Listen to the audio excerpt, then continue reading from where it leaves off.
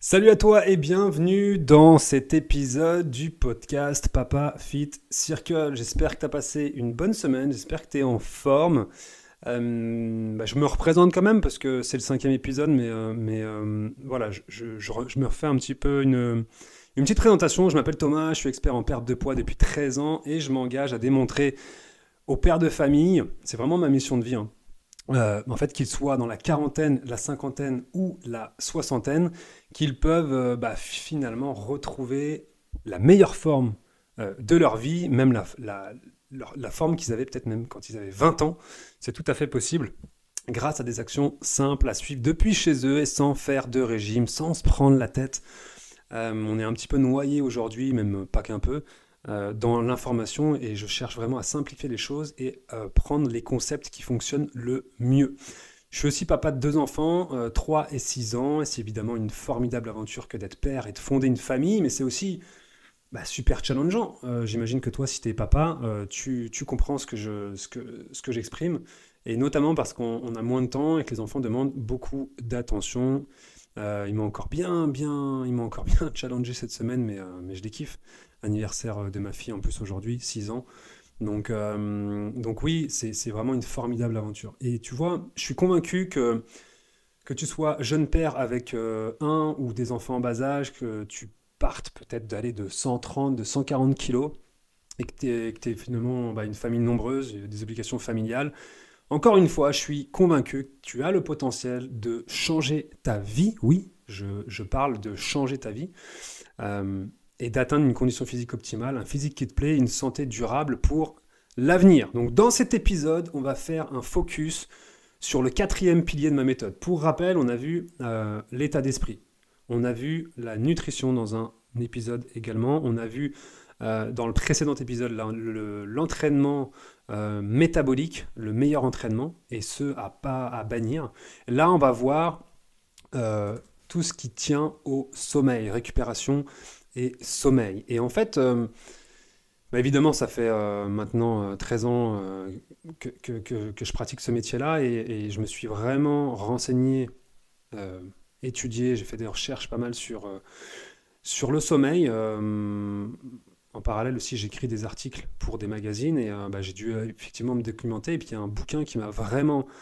euh, ça a été vraiment une révélation sur le sommeil, super intéressant, du docteur Matthew Walker. C'est vraiment un bouquin que je te conseille, qui s'appelle Pourquoi nous dormons. Lui, clairement, il parle d'une catastrophe sur notre santé. En fait, l'augmentation de la privation du sommeil dans les pays industrialisés, ça a un impact clairement catastrophique sur notre santé, sur la prise de poids et sur notre bien-être évidemment. Et en fait, il dit en fait que le luxe n'est pas le sommeil pardon, n'est pas un luxe facultatif. C'est vraiment, il n'y a pas de négociation possible. C'est non négociable d'avoir entre 7 heures et 9 heures de sommeil. C'est une nécessité biologique non négociable selon ce docteur. Donc vraiment, il y a même un point qui m'a choqué dans ce livre. C'est ses propos, mais je serais vraiment pas étonné que ce soit vrai.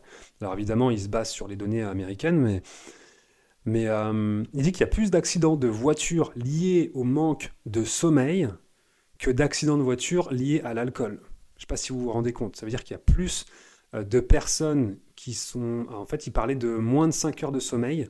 Tu as en gros 30% d'attention en moins, ce qui fait que c'est même plus dangereux que de conduire bourré.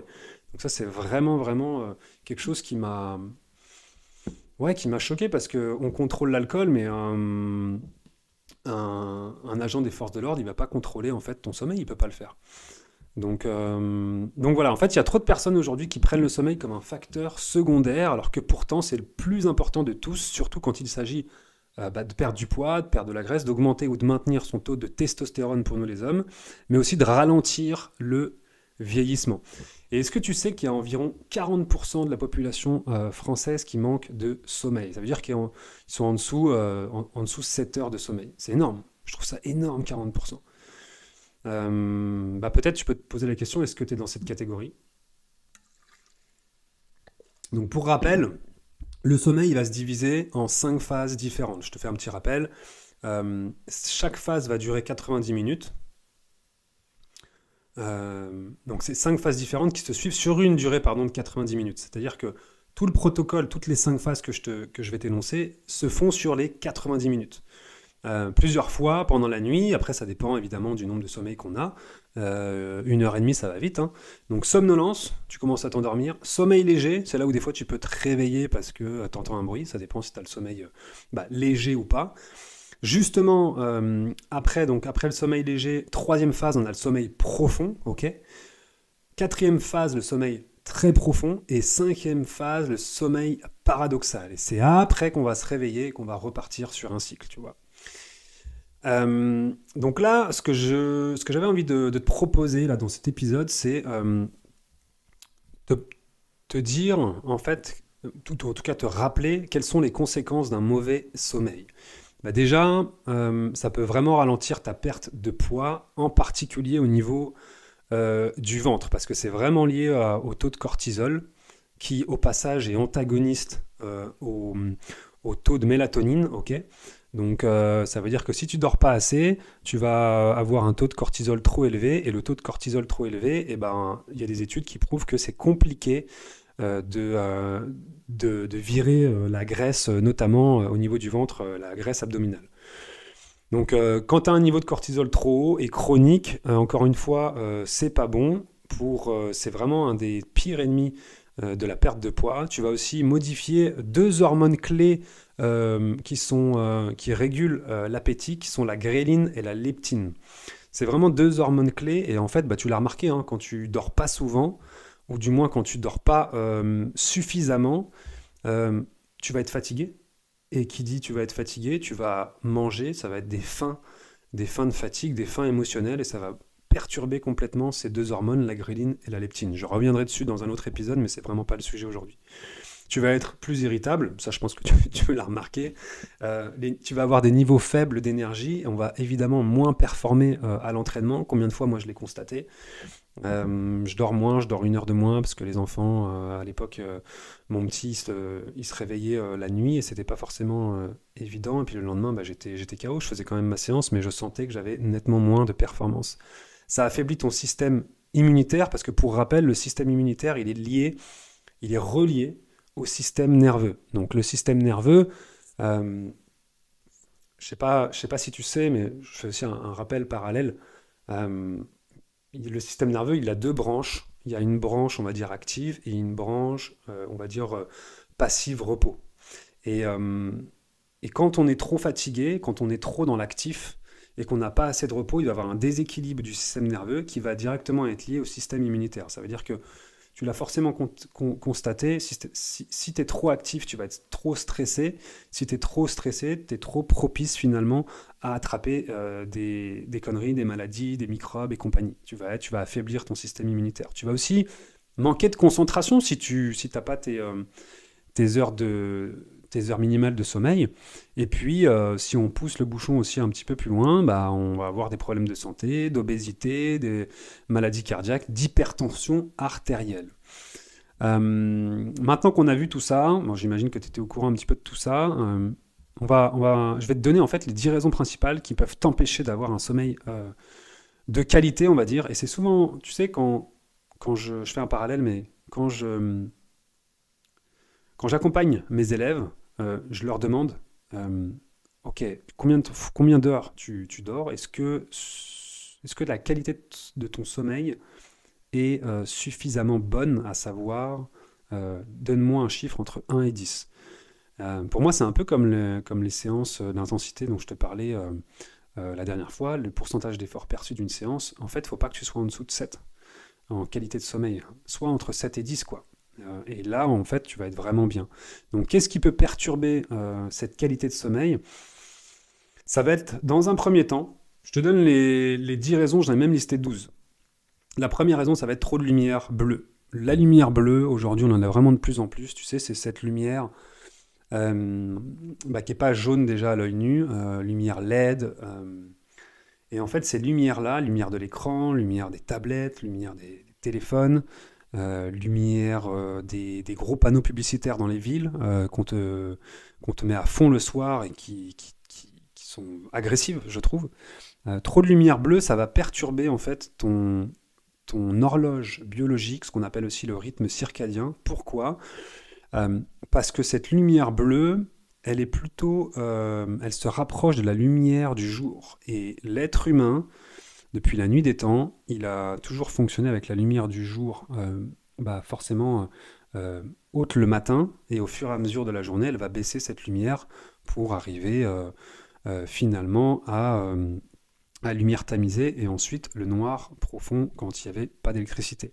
Et en fait, cette lumière bleue, si tu en as trop le soir, tu vas sécréter trop de cortisol, encore une fois, parce que la cortisol, l'hormone du stress, qui est bonne aussi, elle va être haute le matin, ok, en principe c'est ça, et au fur et à mesure de la journée, elle baisse. Et elle est encore une fois antagoniste à une autre hormone, qui est l'hormone de la mélatonine, l'hormone du sommeil que vous connaissez, qui elle va augmenter, doit être haute en fait en fin de journée, alors que le cortisol doit être bas en fin de journée. Et si tu regardes trop souvent les écrans le soir, et que tu mets pas par exemple déjà de filtre, tu sais, tu as une fonction shift sur les écrans, tu peux mettre ton écran en mode jaune tamisé. Et ben déjà fais ça, c'est déjà une première chose. Et puis je te donnerai après toutes les techniques. Là, je liste vraiment les catégories, mais voilà, trop de lumière bleue. Si tu regardes trop de lumière bleue le soir, ça va perturber tes hormones, le rythme circadien, ça va pas être bon. Ensuite, deuxièmement, il y a la caféine. La caféine, évidemment, tu le sais, ça va exciter. T'es peut-être pas. Alors, il y a différents. Ça dépend. Il y a des personnes qui tolèrent moins, d'autres qui tolèrent sans problème. Mais toujours est-il que la caféine, c'est un excitant. Si tu prends ça après 16 heures, après 17 heures, tu peux avoir des difficultés à t'endormir. Troisièmement, ça va être la température qui va être trop haute. Mais oui, quand il fait trop chaud dans ta chambre, en fait, tu vas transpirer, tu vas te retourner. Une chambre chaude, c'est pas bon. La couette suffit amplement à te réchauffer, à réchauffer ton corps, et ton corps il va se réguler automatiquement. Donc on verra ça après. Quatrième, ça va être l'exercice trop intensif. Ce que j'appelle l'exercice trop intensif, ça va être le surentraînement. Tu sais, c'est quand tu vas finalement t'entraîner beaucoup trop dans la semaine. C'est vraiment un des facteurs chez certaines personnes qui est source d'excitation, si tu veux, et en fait, ils n'arrivent pas à trouver le sommeil, en tout cas trop tard le soir. Cinquièmement, ça va être une chambre. Tu sais, des fois, on a des chambres, c'est peut-être ton cas, avec trop de lumière, trop d'appareils électroniques, tout ça, c'est vraiment des saboteurs. Je te parle même de la prise multiprise, tu sais, où tu vas appuyer sur le bouton là, rouge, et le rouge va rester allumé. Rien que ça peut perturber ton sommeil. C'est mineur, mais ça peut. Si tu as un réveil avec une forte luminosité, pareil, si ça s'éteint pas, essaie d'avoir un réveil qui s'éteint, et une fois que tu appuies, là, ça va s'allumer. Tout ça, c'est des choses qui vont perturber, évidemment, la télé dans la chambre, pour moi, c'est à bannir. Après, sixièmement, ça va être un matelas inadapté. Ça, clairement, un matelas inadapté, ça peut clairement te ruiner tes nuits de sommeil. Si la chambre aussi également est encombrée, est en désordre, ça va être également mauvais. Huitièmement, ça va être tu vois, si tu as un partenaire, alors des fois tu peux pas faire forcément grand-chose, mais si tu as un partenaire qui ronfle, qui se retourne régulièrement, ça peut être compliqué, surtout si tu as un sommeil léger. Certaines personnes divisent les matelas. Moi, j'ai deux, trois de mes élèves qui ont fait ça. Ils divisent les matelas, ça ne veut pas dire qu'ils ne sont pas à côté, ça veut dire que les matelas sont divisés. C'est deux matelas d'une personne côte à côte. Neuvième facteur, c'est le surpoids. Mais ouais, surpoids, tu vas avoir des difficultés à réguler tes hormones, y compris l'hormone du sommeil. Alors, il y en a plusieurs, c'est mélatonine, ocytocine. Et tu vas donc avoir des difficultés à t'endormir, puisque les hormones vont être déréglées. Dixième facteur, c'est l'alcool. Mais ouais, ça tu le sais, hein, je pense. Il y a un déséquilibre complet de l'homéostasie. L'homéostasie, c'est la régulation en fait du corps. Tu sais, des fois, quand tu fais du sport, juste après, tu as l'homéostasie qui va se mettre en place de façon à revenir à l'état normal. Et bah là, en fait, tu peux pas forcément revenir à l'état normal parce que tu as de l'alcool dans le sang. Et du coup, ça va beaucoup trop travailler, tu vas perturber ton sommeil. 11e facteur, c'est la position de sommeil. Euh, sur le ventre, si tu dors encore sur le ventre, il y a très peu de personnes, mais moi je sais que je dormais sur le ventre avant. J'ai changé depuis un bon moment. On verra les postures à adopter, mais clairement sur le côté et sur le dos, c'est les meilleures postures. 12e et dernière, ça va être... celle-là, je vais la mettre dans les conseils clés juste après. Ce sera intéressant de voir ça. Donc tu vois, il y a quand même pas mal de choses qui peuvent perturber le sommeil. Évidemment, il y a encore un repas trop riche le soir. Euh, et puis, le mental aussi qui va se mettre en action. Si tu es quelqu'un qui est mental, qui va fonctionner vraiment au raisonnement, au fait de penser tout le temps, surtout si tu rencontres des soucis en ce moment et que tu as du mal à les gérer, que tu les perçois d'une façon négative, ça va être compliqué de s'endormir. Donc là, je vais te donner 10 conseils clés pour bien dormir. Et encore une fois, le sommeil, pour moi, c'est non négociable. C'est vraiment 7 heures de sommeil. Et tu vas le constater, si tu as 7 heures de sommeil, c'est vraiment différent que si tu en avais 5. Certaines personnes vont dire, oui, je vais avoir 5 heures de sommeil, ça me suffit amplement. Sur la longue, c'est pas possible. Tu verras que, euh, surtout quand tu fais du sport, quand tu es dans un objectif de transformation physique, que tu veux perdre du poids, les 7 heures, c'est vraiment le minimum. Personnellement, c'est ce que je fais. Maintenant, évidemment, avec les enfants, c'est difficile de faire des grasses mat et je me lève des fois le matin pour bosser. Mais voilà, si tu te couches à 23 heures et que tu te lèves à 6 heures, tu as tes 7 heures. 22 heures, tu te couches, tu te lèves à 5 heures, tu as tes 7 heures. Bref, tu vois, essaie vraiment de travailler là-dessus. Donc, je te donne les 10 conseils clés que la science révèle aussi pour mieux dormir, mais aussi que j'ai agrémenté. Donc le premier, c'est de rester au frais, on en a parlé. Notre corps, il a besoin de faire baisser sa température centrale d'environ 1 degré pour rentrer dans la première phase de sommeil, et ensuite pour rester endormi. Et finalement, c'est la raison pour laquelle il est plus facile de trouver le sommeil dans une pièce trop froide que trop chaude. Donc moi, ce que je te conseille, c'est de viser une température d'environ 18 degrés. Tu peux aussi prendre un bain avant d'aller te coucher, et également, c'est clairement un bon moyen pour faire baisser la température corporelle. Personnellement, nous, on met très très peu de chauffage dans la chambre. Deuxièmement, ça va être de respecter un horaire de sommeil régulier dans la semaine. Ça dépend évidemment de ton boulot, mais si tu as des enfants comme moi, s'ils sont petits, peut-être qu'ils vont pas faire de grasse mat, tu vois, donc ça peut t'aider là-dedans. Donc l'idée, c'est de se coucher, de se réveiller à la même heure tous les jours. Se coucher plus tard pendant le week-end, ça permet pas forcément de rattraper le manque de sommeil accumulé pendant la semaine, et ça rend des fois plus difficile le lever le lundi matin. Euh, donc voilà, clairement, il faut vraiment essayer d'avoir un horaire de coucher et un horaire de lever vraiment le même du lundi au dimanche. Le troisième type, ça va être tu sais, si tu es trop mental, comme je te disais tout à l'heure, que tu n'arrives pas forcément à enlever les pensées, les ruminations, euh, des fois tu vas avoir du mal à dormir et tu vas rester dans ton lit comme ça et ça va être compliqué.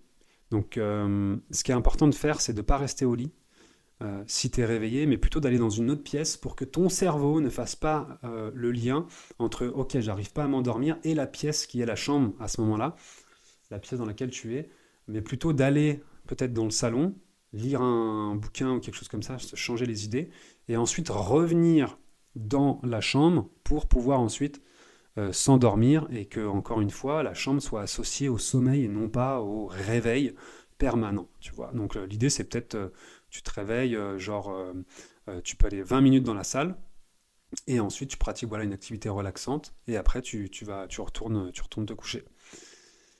Quatrième tips, c'est de ne pas faire de sieste, évidemment, après 15 heures. Les siestes, elles sont excellentes. Moi, personnellement, j'ai du mal à en faire, mais je sais que ma compagne adore en faire. Et quand j'en fais, je suis super content, hein, mais j'ai juste du mal à me dire, ah, j'ai plein de choses à faire. Donc c'est compliqué pour moi surtout quand c'est en semaine et que l'activité au niveau du boulot est assez intense. Donc les siestes, elles sont vraiment excellentes, mais les faire trop tard dans la journée, ça peut clairement rendre difficile l'endormissement le soir. Je t'en parlais tout à l'heure, réduire la lumière bleue, super important. Réduire la lumière bleue. La lumière bleue, comme je te l'ai dit, elle bloque la production de mélatonine, qui est une hormone qui régule les cycles veille-sommeil, le rythme circadien. Okay, donc dans l'idée, moi ce que je te conseille, c'est de préparer ton corps et ton esprit en baissant les lumières de ton logement de 50%. Ça, c'est vraiment une bonne base. Et t'éteins ensuite les écrans 1 heure avant de te coucher. Nous, par exemple, tu vois, on a des lampes de sel d'Himalaya, on a des lampes avec des ampoules, mais plutôt jaunes, non pas blanches. Et puis moi, j'aime bien quand c'est tamisé, ça repose l'esprit. Bah, tu crées en fait un climat, une ambiance propice à l'endormissement. C'est clairement ce qu'il faut que tu fasses. Donc réduis de 50%, encore une fois, la lumière de ton logement, et ensuite éteins les écrans 1 heure avant de te coucher. 6e tips, ça va être de t'exposer plus souvent au soleil. L'exposition au soleil pendant la journée, elle aide clairement à réguler les habitudes de sommeil. Alors peut-être que tu travailles en bureau, que tu es devant un écran et que c'est compliqué, mais peut-être que le midi, bah, sur ta pause du déj, tu peux te faire 20 minutes de marche, rien que ça, tu vois, tu prends le soleil, même s'il y a des nuages et autres, tu as la lumière du jour qui va venir sur ta peau, et c'est des capteurs super importants, en fait, on l'oublie ça, mais le corps humain est juste magique quand il s'agit de détecter, d'analyser, même dans l'inconscient. Et clairement, voilà, sors 20 minutes par jour pour au moins prendre la lumière naturelle du soleil. C'est ce qui te permettra, encore une fois, le soir, d'avoir suffisamment eu cette exposition au soleil et de pouvoir t'endormir sereinement. 7e point, c'est de faire du sport. Alors oui, de préférence le matin si tu le peux. Moi, c'est ce que je dis souvent, hein, ce qui est fait n'est plus à faire. Et plus tu avances dans la journée, des fois plus c'est compliqué. Les personnes que j'accompagne s'entraînent pour la majorité le matin. Et pourquoi je te dis ça? Parce que le cortisol, encore une fois, tu te souviens, le cortisol est plus élevé le matin et il baisse le soir, alors que la mélatonine est basse le matin, en principe. Et ensuite, elle monte au fur et à mesure de la journée. Mais le cortisol, c'est une hormone de stress abondante le matin. Et en fait, il existe une relation inverse entre ces deux hormones, ok? Si le cortisol est élevé, la mélatonine est plus bas et inversement. Et l'activité physique, elle fait monter le taux de cortisol dans le sang.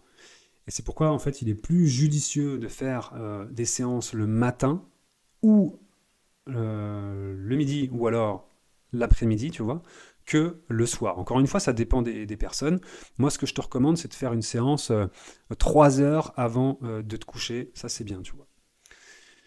8e tip, c'est d'éviter les boissons alcoolisées avant d'aller au lit. Je t'en ai parlé tout à l'heure, l'alcool, ça perturbe vraiment l'homéostasie, ça empêche la régulation, encore une fois, des hormones.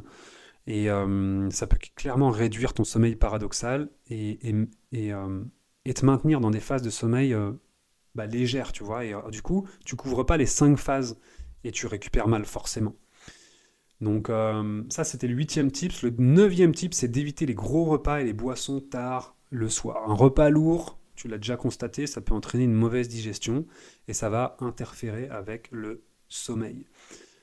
Boire trop de liquide aussi, le soir, ça oblige à se lever régulièrement pour aller aux toilettes. Moi, franchement, j'essaie vraiment de... Je prends plus de thé le soir, sinon je pisse après toute la nuit, je me lève et je suis vraiment super vigilant, tu vois. Ça crée... Il y a une petite hormone de stress qui se met aussi en route quand tu ressens que tu as envie d'aller aux toilettes et il faut que tu te lèves et machin et ainsi de suite, tu vois. Donc moi, je te conseille vraiment d'éviter, on va dire, de boire au moins 1 heure et demie avant d'aller te coucher si tu peux. En tout cas, c'est vraiment un des conseils que je te préconise. Et ensuite, le 10e tips, ça va être d'écrire sur un cahier spécifique les 3 meilleurs moments de ta journée. Ça te met vraiment dans un bon mood. Un cahier de gratitude, en fait, qui te permet de de faire un point sur ta journée, d'avoir des bonnes hormones quant aux souvenirs que tu as de ta journée qui sont bénéfiques. Ça peut être un événement, ça peut être une rencontre. Et puis tu peux aussi, ce qui est bien, c'est de planifier en même temps les tâches du lendemain. Comme ça, au moins, tu es tranquille. Et puis ça te permet de ne pas avoir le mental non plus qui tourne. Donc, je te rappelle les 10 tips. Le premier, c'est de rester au frais. Ok, une chambre autour de 18 degrés, c'est très bien. Le deuxième, c'est de respecter un horaire de sommeil régulier euh, du coucher au lever. Super important. Toute la semaine, ça du lundi au dimanche. Troisième tip, c'est de ne pas rester au lit quand tu es réveillé, mais plutôt d'aller dans une autre pièce pour que ton cerveau fasse pas l'association entre la chambre et je suis réveillé. Et après, revenir au bout de 20 minutes. Quatrième tip, c'est de ne pas faire de sieste après 15 heures. Cinquième, réduire la lumière bleue. Super, super, super important. D'autant plus aujourd'hui. On en a tous. On est complètement addict à ça. Sixième tip, ça va être de t'exposer plus souvent au soleil, notamment le midi si tu peux, en tout cas faire une marche de 20 minutes ou en tout cas être au soleil, c'est super encore une fois important pour les hormones. Septième, c'est d'éviter de faire du sport trop tard le soir. Huitième, éviter les boissons alcoolisées avant d'aller au lit. Neuvième, éviter les gros repas et les boissons tard le soir. Et après, ça va être de t'hydrater raisonnablement avant d'aller te coucher. Et puis, écrit, achète-toi un cahier spécifique pour noter les 3 meilleurs moments de ta journée dans un esprit, on va dire, de gratitude et planifie les tâches du lendemain. Et là, clairement, on est sur des très bonnes habitudes, ouais. Une belle routine de sommeil. Donc j'espère que cet épisode t'a plu, j'espère que ça t'a donné des tips nécessaires. Et puis encore une fois, si tu es dans un objectif de transformation physique, de perte de poids, même de construction musculaire, attention, hein, la construction musculaire c'est également super important, de toute façon pour tout, hein, le sommeil, aussi bien pour la santé, pour perdre du poids, pour prendre du muscle, pour être encore une fois en meilleure santé, pour éviter, pour être plus concentré, pour être moins irritable, pour avoir les idées claires, c'est super important. Donc entre 7 et 9 heures, c'est clairement ce que je te recommande. Je te remercie de m'avoir écouté. Je te souhaite une belle journée ou une belle soirée.